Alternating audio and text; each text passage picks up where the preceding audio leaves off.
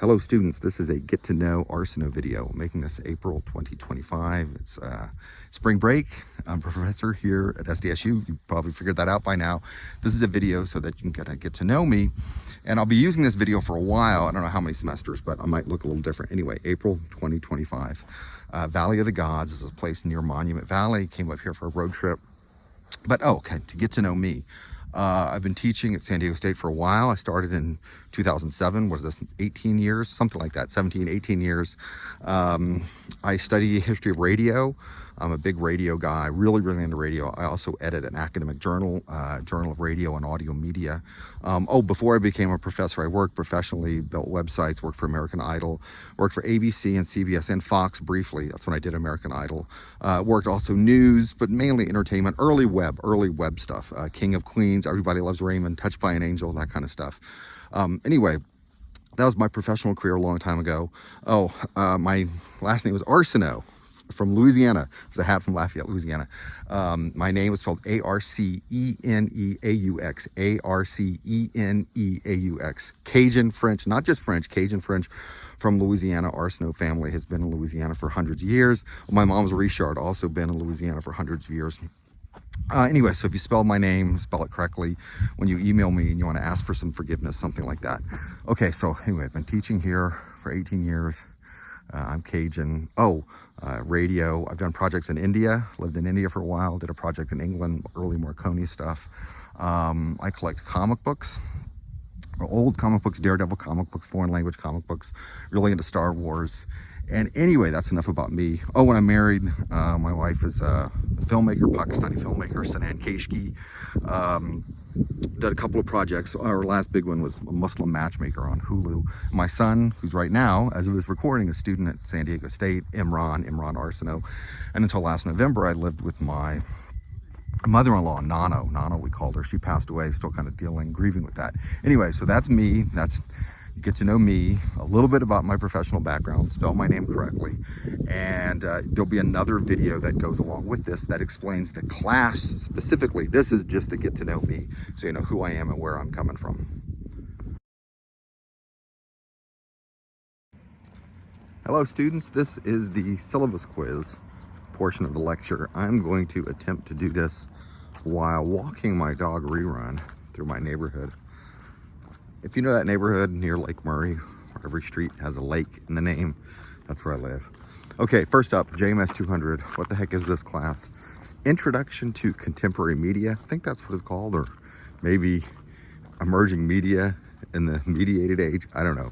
Introduction to Contemporary Media, let's call it that. I focus on the legacy media institutions. I don't talk a tremendous amount about digital media and social media, although I know that's the way the future is going. Mainly because there's another class, JMS 210. If you are majoring in the School of JMS, it means journalism, advertising, media studies, or public relations, you're going to be taking JMS 210. You might even be taking it at the same time.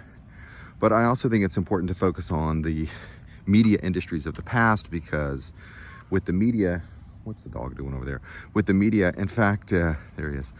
In fact, with every form of life, with every form of life, when things change, they're always based on what came before. Things aren't just invented out of thin air. So if you want to understand the way modern media institutions operate, it's good to understand the way they used to operate, and also the financial underpinnings of each media industry. I focus on where revenue comes from, who makes money, who owns what. If you understand that kind of stuff, you can be a media literate person. I also talk about ethics and responsibility when you have delivering information. If you deliver false information, we talk about laws and regulations. We also are going to spend a little bit of time at the beginning of the semester talking about different theories of media that different scholars have come up with. Now, why is this relevant? Well, if you're majoring in the School of JMS, journalism, advertising, media studies, or public relations, you have to take the class. So I don't even have to make it interesting. Come on, the dog is annoying me. I don't even have to make it interesting. It's a mandatory class. You got to take it anyway. But for those of you who are not majoring in the School of JMS, which I think is most of you, I think some of you are maybe been in college 5-6 years, you want an easy online class to finish up your units. I got you. Don't worry about it. I can take care of you. If you're not going to work in some aspect of the media, it's still good to know how the stuff operate so you can be a media literate person. You know, if you're getting a college degree, look, if you took the time to go to college and take the class, you're obviously a smart person. When you want to graduate, you want to be a smarter person. And if you understand how the media industries operate, you won't fall prey to misinformation or disinformation. I'll just say it bluntly like that. Okay, there's student learning outcomes in the syllabus. You know, I'm all official like that. Okay, how to contact me. Email me through Canvas Inbox. I don't mean to be a jerk about this, but just please use Canvas Inbox. If you email me otherwise, I get a great many emails over the course of the day. Little Cindy sent me an email. 6 hours later, I go to respond to it. I can't find it. I've been flooded with other emails. Canvas Inbox really organizes my communication, and it lets me know immediately what class you're in. It's just very helpful. Email me through Canvas Inbox. Spell my name correctly. If you want to have set up time during office hours, you can, but I'm just telling you honestly, I'm going to be super busier than usual this semester. I will be traveling for several weeks of this semester. I will be on the road going to Louisiana because I have a book about Cajun radio stations that's getting published in October. I will continue to teach the class because we're online. Yeah, we're fully online. Everything's online. But yeah, if you want office hours, just email me. I could probably work it out through email. All right, now grading. Okay, here's where the dog is just being so slow. He usually walks faster than this. Here's where I'm going to put the grading on the screen right now. Quizzes take up a lot of the points. Video lectures take up a lot of points. Something called Packback. I've got notes here. Packback. And then there's something called SONA and the Media Consumption Survey. Let me go through each of those one at a time. First up, I'm going to talk about video lectures first. But before that, let me just put an image of the textbook up here. This is the textbook. If you have paid for day one access, day one ready, well, they keep changing the name. If you paid for the online access, you got the textbook. You don't have to worry about it. It's going to come to you already. Otherwise, here it is. Get the information. I don't care how you get it. Download a PDF, borrow it from someone. Rerun. I don't get money off of it, even though I co-wrote one chapter. That's the textbook. Okay, for the video lectures, they're like this. They're going to be questions embedded in the video lecture. You have to answer the question to get points. I think I've already put a question, maybe even 2 questions by this point. Very simple. I will give you one chance to do the question over if you miss it. Quizzes, the video lectures. The video lectures are due on Thursday night. Everything is due Thursday night. Okay, now I can't read my notes right here. Oh, I put lecture notes for every video lecture, except for the current events. I don't do the current event because those I have to crank out very quickly. But the standard regular video lectures have a Word document already on Canvas. I would download that and add to that. And I give that to you as a study guide. I assume you are going to be using your study guides when you take the quizzes, but there's going to be a page of notes already posted on Canvas. I do my best to put a caption on each video lecture, so maybe English is not your first language. Maybe I talk very fast. I know that I do. Sometimes if I'm out and about, maybe you can't hear me. So the captions should be on the bottom of the screen. If they're not on the bottom of the screen, click the little CC button. There's a little CC button in the bottom right-hand corner. You can bring the captions up. Or if you don't want the captions and the captions are there and you find them annoying, you're like, Arsenault, I can understand. I don't need that stuff. You can turn it off that way. Okay, captions, notes. I made some notes here. I'm trying to read notes while walking the dog. I can't read them. But that is about the video lectures.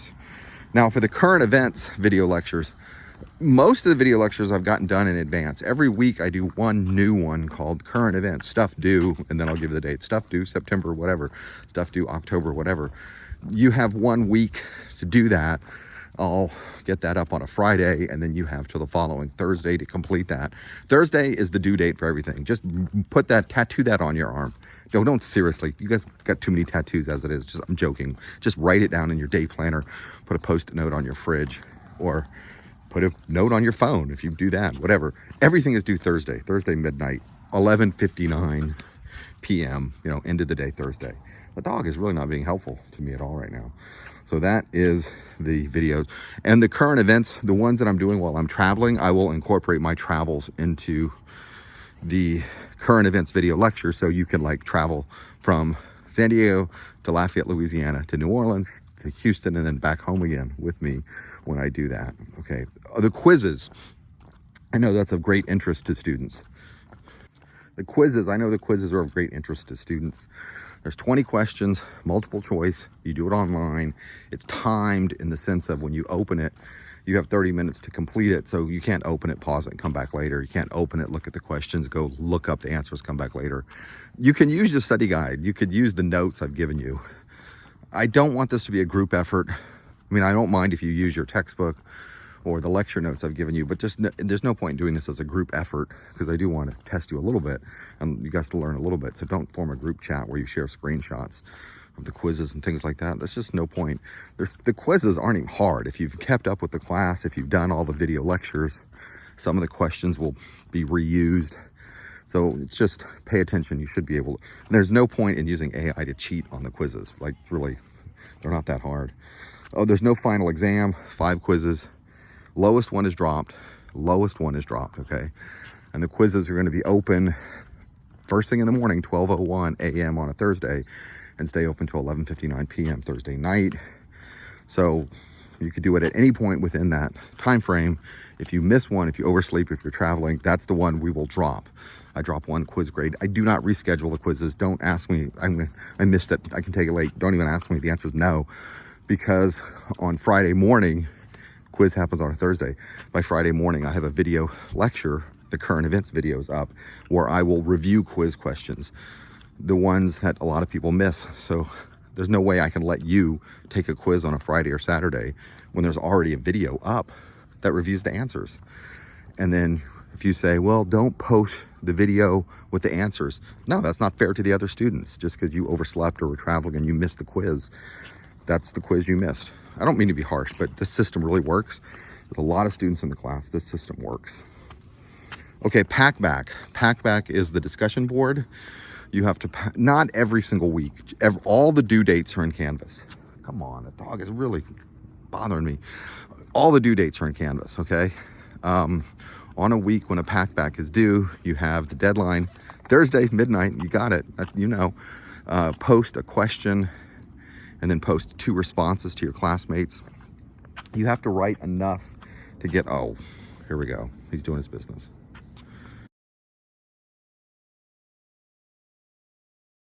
Now for the Packback, you have to post 1 original question and post responses to 2 of your classmates' questions. You have to write enough to get a minimum curiosity score of 50. Don't let that scare you out. The system will tell you what your curiosity score is based on how much you've written. Do not ask a yes/no question like, is there a quiz tomorrow? That's a very poor question. Ask a question about the textbook material or something in the real world that maybe relates to the textbook in some way. So if you ask a good question, it'll tell you what your curiosity score is. And if you do not meet the minimum curiosity score, you're able to revise it. As long as you get 1 original question posted and 2 responses by the deadline and get that curiosity score, you will get the full number of points for Packback. In total, this is worth 15% of your grade. Like the quizzes, I dropped some of the lowest scores. So again, if you oversleep, miss one, it won't hurt you. I think I even dropped 2. There's 9 Packbacks. I think I only count 7. Now, you don't have to pay for Packback. This is an annoying part of the syllabus lecture. If you're in day 1 ready, if you pay for online access, they give it to you for free. If you have not paid for that day 1 ready, if you opted out, you are going to have to buy a subscription to Packback. Don't go to packback.com. Follow the links in Canvas. I'll stress that again. Just follow the links in Canvas. Everything is explained. If you need to get a subscription when that particular week of the semester rolls around, they'll say you don't have access, and that's what that's all about. So all the links and the grades will sync with Canvas Gradebook. Packback is an outside system, but it syncs very well with Canvas Gradebook. So just follow the links in Canvas. Can't go wrong. And Packback should be a fun part of the class. I try to incorporate student comments and questions, and I may even ask some poll questions there, like how many newspapers did your family receive when you were young? Or did they ever receive newspapers? Or how many streaming services do you pay for? I might ask questions like that, and then I put that information into the class. That is Packback. Now Sona. If you're going to be a student in JMS, you better get used to Sona, because this is going to be in pretty much every single one of your classes. It's maybe in other classes at SDSU as well. Sona is a way to organize people. So when my colleagues, I do not do this kind of research. I do a different kind of research.